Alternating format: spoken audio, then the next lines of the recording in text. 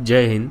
तो हम लोगों की इंडस्ट्रियल रिलेशन की पूरी एक सीरीज़ चलते आ रही है और अभी हम लोग आ गए हैं फाइनली गांधीयन अप्रोच पे। और इसके साथ मैं आपको बता दूँ, इसकी जो ई बुक है, जो इसका पीडीएफ है, वो आपको डिस्क्रिप्शन या पिन कमेंट में इकट्ठे मिल जाएंगे। ठीक है, तो उसे आप जा करके डाउनलोड कर सकते हो।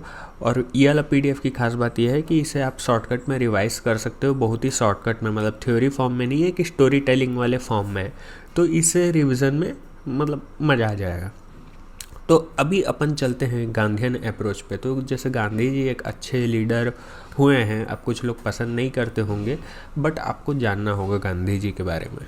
तो जो गांधीयन अप्रोच है उसमें आपको सोच के क्या लगता है कि किस टाइप का कंटेंट होगा इसके अंदर में।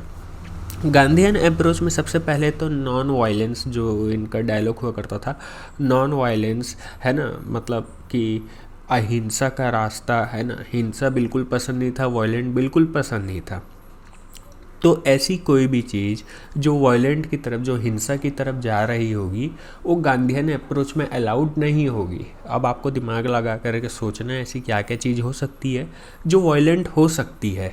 ठीक है, अच्छा, इसके साथ में जो पीसफुल वाली चीज़ है, शांति, एकदम एकदम शांति, उस टाइप की चीज़ इनके अप्रोच में एक्सेप्टेड है। तो आपको ये भी सोचना है कि पीसफुल चीज़ क्या क्या हो सकती है जो इनके मुताबिक अप्रोच में एक्सेप्टेड होनी चाहिए।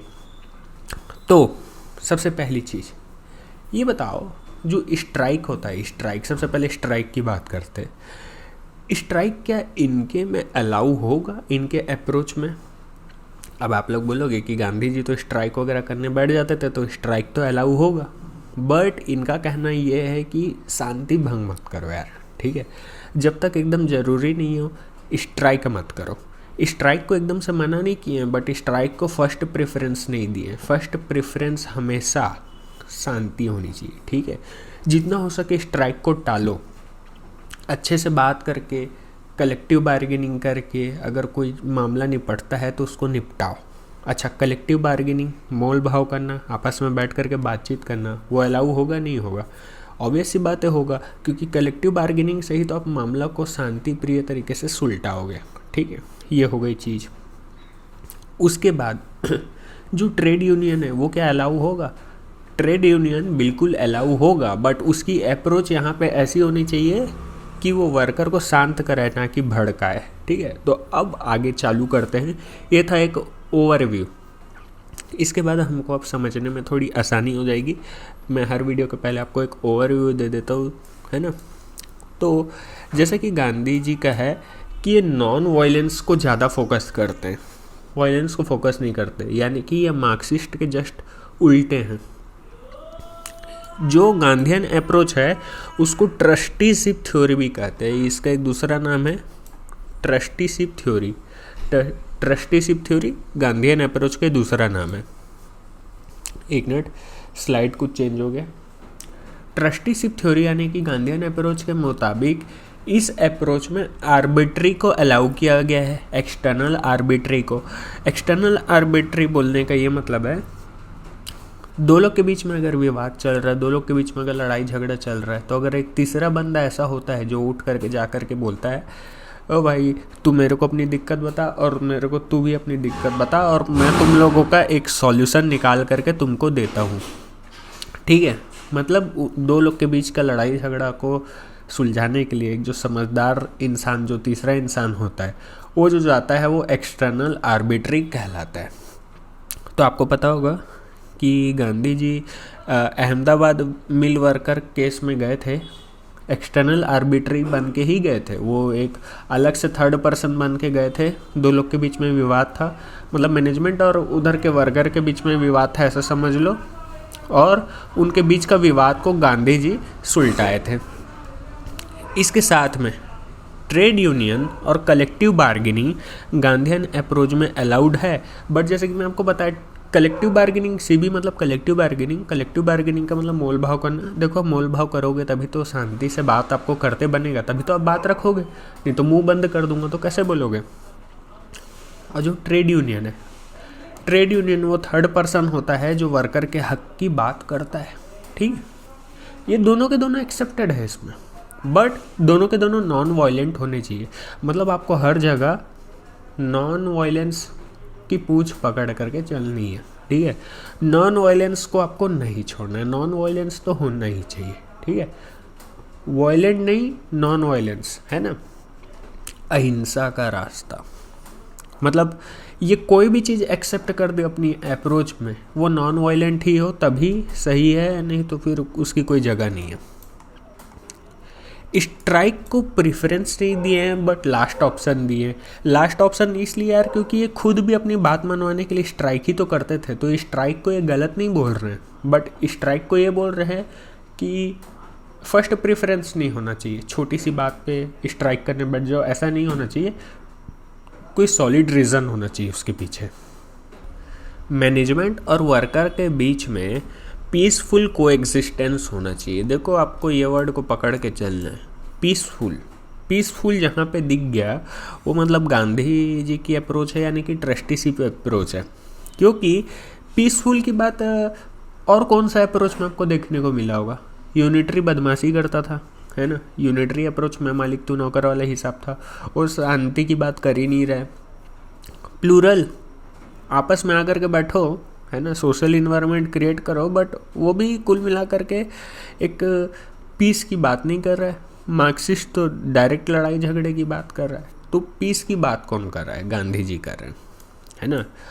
इसके साथ में मतलब ये यहाँ पे ये एक्सप्लेन करना चाह रहा है कि मैनेजमेंट और वर्कर के बीच में प्रॉब्लम कब नहीं होगी, मतलब क्या ऐसा करो कि प्रॉब्लम नहीं होगी। तो अगर पीसफुल कोएग्जिस्टेंस है, दोनों के बीच में एक शांति प्रिय वाला रिलेशन है, तो लड़ाई नहीं होगी। इसके साथ में मैनेजमेंट वर्कर को ट्रस्ट प्रोवाइड करे, यानी कि बेसिकली जो वर्कर है उसको ऐसा लगे कि उसे, वर्कर को ऐसा लगे मैनेजमेंट के ऊपर ट्रस्ट हो, मैनेजमेंट के ऊपर वर्कर को ट्रस्ट हो जाए, ठीक है। अगर मान लो, अब देखो मैं जैसे अपने कॉलेज में टीचिंग करता था, तो वहाँ पे जो मेरे साथ में जो मेरे कलीग्स थे, जो फैकल्टीज़ थे, तो उनके साथ ऐसा था, उनको मैनेजमेंट से थोड़ा भी लेना देना नहीं था, ठीक है। और ट्रस्ट तो बहुत पहले ही खो चुके थे, क्योंकि मैनेजमेंट क्या है, थोड़ा बदमाश टाइप से था, है ना। तो जो एक सर थे मेरे, जो 30 दिन बाद छोड़ने वाले थे कॉलेज, ठीक है। 30 दिन बाद कॉलेज छोड़ने वाले थे, उनका एकदम हिसाब क्लियर हो गया था कॉलेज छोड़ने वाला हूँ करके, या शायद उनको निकाला जाने वाला था, ठीक है, नहीं मालूम मेरे को एग्जैक्टली, बट मैनेजमेंट से उसका ट्रस्ट एकदम ख़त्म हो गया था।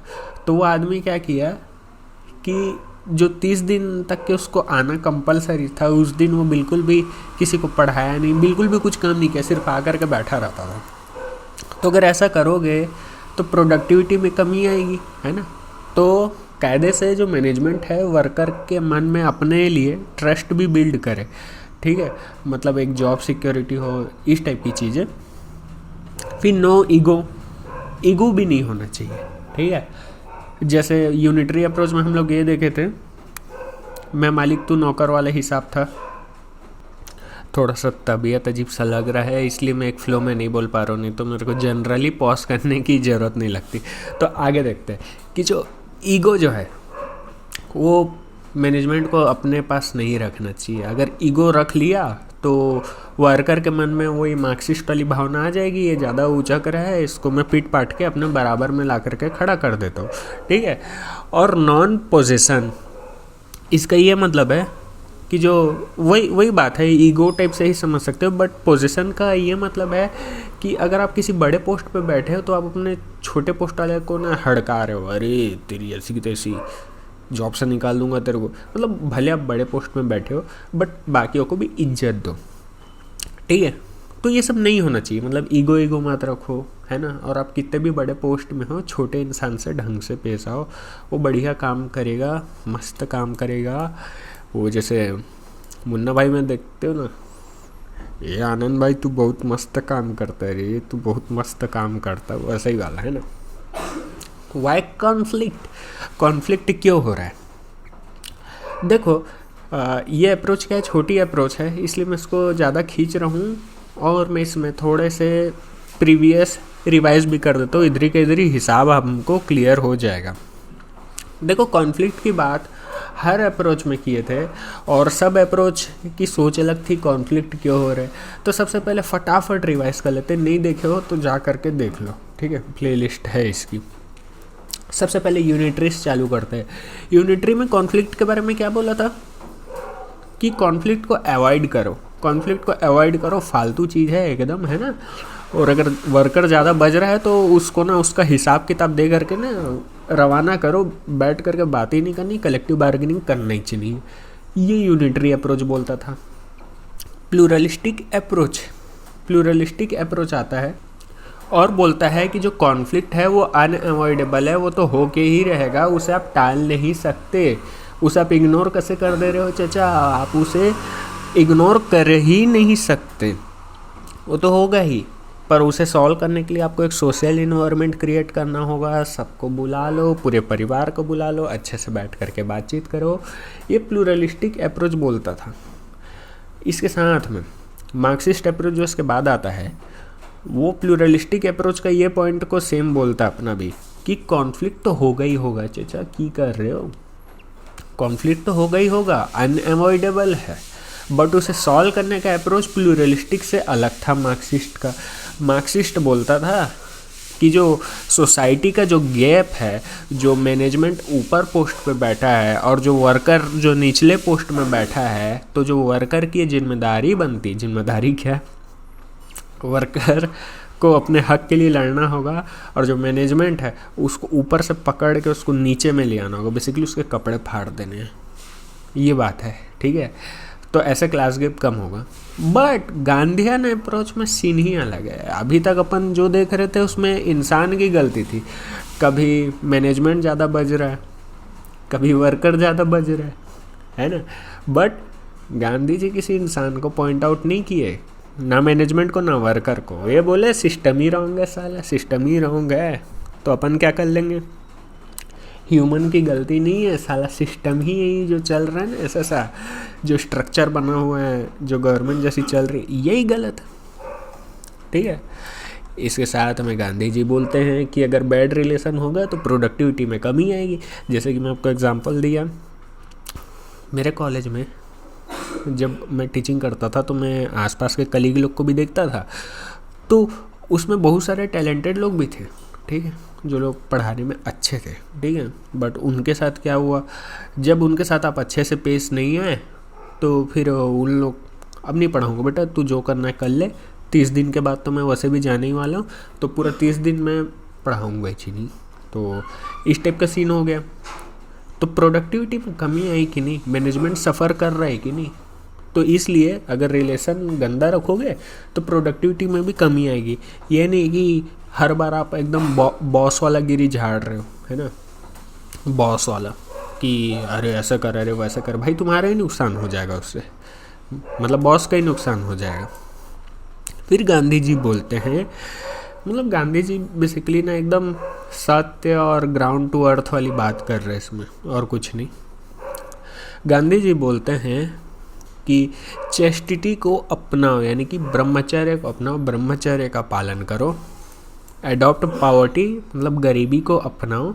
गरीबी को अपनाओ बोलने का मतलब है सादा खादी वाला जो कपड़ा होता है उसको पहनो, एक टाइम का खाना खाओ, सादा जीवन बिताओ, बेसिकली पिज़्ज़ा विज़्ज़ा या एकदम मैकडोनल्ड में चले गए, है ना, पब में नाच रहे हो जा कर के, ये सब नहीं, है ना, ये नचनिया वचनिया वाला काम नहीं, ठीक है। मतलब थोड़ा सादा जीवन। गरीबी का मतलब वाला गरीबी नहीं, भीख मांगने वाला गरीबी नहीं है। गरीबी का मतलब ये है सादा जीवन को एडॉप्ट पॉवर्टी बोल रहा है, ठीक है। फॉलो ट्रूथ, सच्चाई का रास्ता चलो, ठीक है, बहुत लोग के लिए चलना मुश्किल है, ठीक। बीइंग फियरलेस, ठीक है, अगर आप ये तीनों काम करते हो तो आप निर्भय हो जाओगे, ठीक है, भय रहेगा ही नहीं आपको। उसके बाद ये बोलते हैं non violence can solve all problems.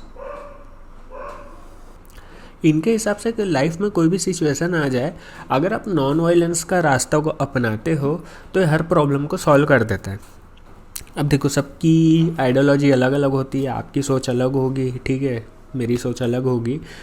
अब जैसे हिस्ट्री में भी हम देखें कि सुभाष चंद्र बोस इनको वर्ल्ड वॉर में बहुत कन्विंस करने के लिए आए थे, वर्ल्ड वॉर 2 में एक्चुअली, और बोले भी थे इनको कि वर्ल्ड वॉर 1 में हम ऑलरेडी मौका दे करके देख चुके हैं ब्रिटिशर्स को, है ना। अब मिला क्या हमको, जलियांवाला बाग, रॉलेट एक्ट, ये सब मिला हमको। तो भगाओ यार, भरोसा भरोसा करने की चीज़ नहीं है, ठीक है। और थोड़ा सा वायलेंट भी हो जाओ, ठीक है। बट गांधी जी बोले कि non violence can solve all problem. तो वो सुभाष चंद्र बोस जी को थोड़ा जमा नहीं, और वो अपना चले गए और अपना दबंगई दिखाया, ठीक है। बट ये नॉन वायलेंस वाले ही हैं, कुछ भी हो जाए वायलेंस को नहीं अपनाएंगे, है ना।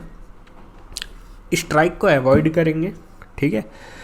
अवॉइड स्ट्राइक, बट मना नहीं कर रहे डायरेक्ट, ठीक है।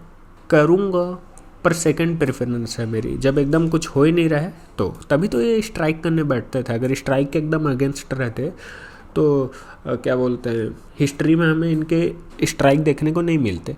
बट जो भी करूँगा पीसफुल करूँगा, अगर स्ट्राइक भी करूँगा तो पीसफुल, शांति प्रिय, नॉन वायलेंस, ये सब इनके कीवर्ड है जो ध्यान में रखने। ट्रेड यूनियन और कलेक्टिव बार्गेनिंग रिक्वायर्ड है। देखो, सबसे पहले ट्रेड यूनियन की बात करता हूँ, तो अगर मैं मार्क्सिस्ट और गांधी जी को कंपेयर करूँ, ये मार्क्सिस्ट और ये गांधी जी, ठीक है, मतलब वो कार्ल मार्क्स का मार्क्सिस्ट और ये गांधी जी का, दोनों में ट्रेड यूनियन अलाउड था। अगर आप देखोगे पिछला लेक्चर, तो नहीं देखोगे देख लेना, दोनों में ट्रेड यूनियन अलाउड थे, दोनों में। बट जो मार्क्सिस्ट था उसमें ट्रेड यूनियन क्या करता था, वर्कर को जाकर के भड़काता था, अबे तेरा साला मालिक तेरे से रगड़ के काम ले रहा है, तेरा कपड़े फाड़ रहा है, जाकर के तू उसका कपड़ा क्यों नहीं फाड़ता रे। तो जो मार्क्सिस्ट था उसमें वर्कर को ट्रेड यूनियन भड़काता था, ठीक है। ट्रेड यूनियन ही था जो वर्कर को भड़का रहा था, ठीक है। वैसे उसको भड़काने वाले और भी लोग हैं, बट ट्रेड यूनियन का बहुत बड़ा हाथ था मार्क्सिस्ट के अप्रोच में। और ये जो अपना गांधी जी का, उसमें ट्रेड यूनियन भी एक्सेप्टेड है, बट पीसफुल तरीके से, शांति से बात करो ना भैया, लड़ाई झगड़ा क्यों करें। तो ध्यान ये रखना है कि ट्रेड यूनियन दोनों अप्रोच में अलाउड है, ठीक है। कलेक्टिव बार्गेनिंग, मोल भाव अच्छे से बैठ करके बात करो। अच्छा, कलेक्टिव बार्गेनिंग वाला पार्ट मार्क्सिस्ट अप्रोच में आई थिंक नहीं था, क्योंकि बैठ करके हमको बात ही नहीं करनी है। हम सोच लिए हैं कॉन्फ्लिक्ट करेंगे तो करेंगे, तुमको मारेंगे तो मारेंगे, ऐसा वाला। गांधी जी और ये कार्ल मार्क्स मार्क्सिस्ट कम्युनिज्म पे फोकस करते थे, दोनों का पॉइंट एक जगह सेम था, दोनों आपस में कभी मिले नहीं, बट उनका एक जगह आकर के विचारधारा मैच होती थी कि कम्युनिज्म या सोशलिज्म को अपनाओ। अब कम्युनिज्म या सोशलिज्म क्या होता है, उससे पहले मैं आपको ये बता दूं कि कैपिटलिज्म क्या होता है, जिसका ये डोकरा बहुत बड़ा दुश्मन था। कार्ल मार्क्स कैपिटलिज्म का बहुत बड़ा दुश्मन था। कैपिटलिज्म मतलब एक ऐसी सोसाइटी जिसे प्राइवेट बिजनेसमैन और एकदम पैसे वाले लोग रन कर रहे हैं, गवर्नमेंट का उसमें ज़्यादा इंटरफेरेंस नहीं है, गवर्नमेंट ज़्यादा हस्तक्षेप नहीं कर सकती, ठीक है। और अमीर होते जा रहा है, गरीब और गरीब होते जा रहा है, और अमीर और गरीब के बीच में क्लास गैप है। ये था कैपिटलिज्म का एक शॉर्ट ओवरव्यू। तो कार्ल मार्क्स जो था ये तो उसके खिलाफ था भाई, ठीक है। और ये कम्युनिज्म को बढ़ावा दे रहा था, कम्युनिज्म को ऐसा बढ़ावा दे रहा था, ठीक है। इसका मतलब कि जो कॉमन लोग हैं उनको भी अपना हक पता चले और सबके सब बराबर लेवल पे आ जाए। कम्युनिज्म मतलब कॉमन, अमीर गरीब का गैप ही ना हो, सोसाइटी का वेलफेयर हो, किसी के पास रिसोर्स की कमी ना हो, ये है कम्युनिज्म। और गांधी जी भी कम्युनिज्म को सपोर्ट करते हैं, क्योंकि गांधी जी कैपिटलिज्म के खिलाफ है। जैसे कार्ल मार्क्स खिलाफ थे, वैसे गांधी जी भी कैपिटलिज्म के खिलाफ है, बट इनका खिलाफ होने का तरीका दूसरा है, नॉन वायलेंट।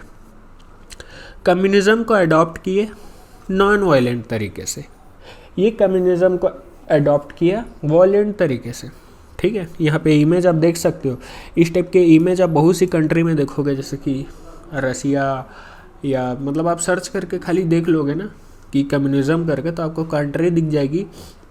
ये बेसिकली सिंबल है, सोशलिज्म, कम्युनिज्म, ये सब। ठीक है, सोशलिज्म और कम्युनिज्म में थोड़े से अंतर हैं, बट थोड़े बहुत सेम भी है। तो ये चीज़ समझ गए। इसके साथ यह हमारा लास्ट पॉइंट आता है कि डिस्प्यूट कैसे सॉल्व होगा। डिस्प्यूट कैसे सॉल्व होगा?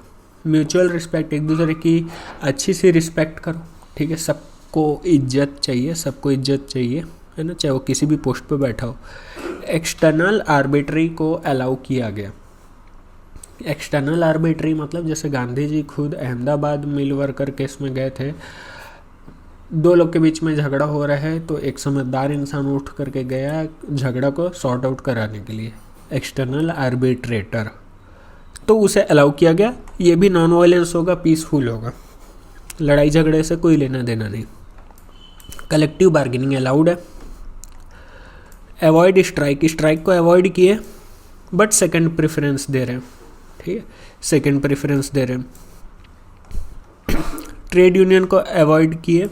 ठीक है, अच्छा जो आप स्ट्राइक कर रहे हो उस पर 100% लोग एग्री करने चाहिए। ठीक है, अकेले एक दो से कुछ नहीं होता, जितने भी लोग हैं कंपनी में सबको प्रॉब्लम हो रही होनी चाहिए। सिर्फ कुछ लोग को प्रॉब्लम है तो उससे स्ट्राइक नहीं होगी। 100% लोग अगर आएंगे और स्ट्राइक करेंगे तब कुछ मतलब है। ठीक है, इसके साथ में ट्रेड यूनियन को फिलेंथ्रोपिकल एरिया में अवॉइड करना है। मतलब कोई ऐसी जगह जो समाज सेवा वाली है, NGO है, नॉन प्रॉफिट ऑर्गेनाइजेशन है, मतलब जो ऑलरेडी जो समाज सेवा कर रहे हैं उधर घुस करके आप साले ट्रेड यूनियन को घुसा दोगे तो वहाँ पे ये अलाउड नहीं है। तो इसके साथ में हमारा गांधीयन अप्रोच ख़त्म होता है।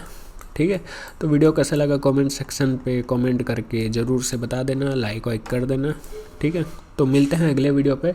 हिस्ट्री पॉलिटी सबकी सीरीज़ चल रही है, तो बता देना कैसे लगा वीडियो, ताकि थोड़ा सा मोटिवेशन मिले। और इसके जो नोट्स है या ई-बुक है, जो भी बोल लो, वो आपको कमेंट सेक्शन में, पिन कमेंट में, डिस्क्रिप्शन में मिल जाएंगे। तो तब तक के लिए जय हिंद, वंदे मातरम, जय इंडिया, ओके बाय बाय। मिलता है अगले वीडियो पे।